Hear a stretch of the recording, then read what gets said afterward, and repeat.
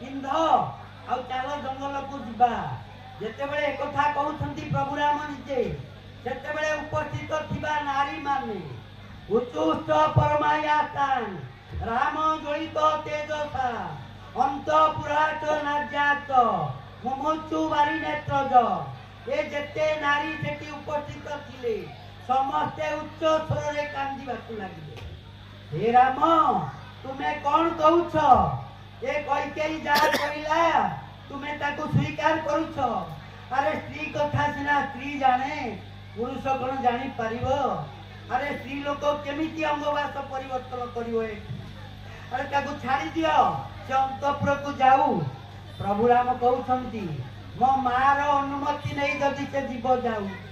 सबु नारी माने पचारुछंती हे कैकेयी आमे तुम पाद तले पड़ुछु तुमे ताकू जंगल को पठेइबो पछे पठाओ किंतु अंगवास परिवर्तन करबा पई किछि समय पई ताको अंतपुर को छाड़ो।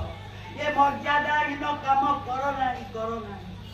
हरे कृष्ण हरे भगवान की आज्ञा जेते जेते स्त्री लोक सेठी थिले समस्ते कांदी कांदी उच्च स्वर रे कहउछंती आमे जनता निर्देश दउछु आज सीता देवी जीवे अंतपुर को अंगवास परिवर्तन करबा पाई आ तुमको तुम पिता जंगल को पठेइछंती तांकरी निर्देश रे तुमे जीव जंगल को पिता कहिछंती तुमे जीव जंगल को पिता कहि नांती सीता जंगल को जीव बोली तेणु सीता जंगल को जीवे नाही।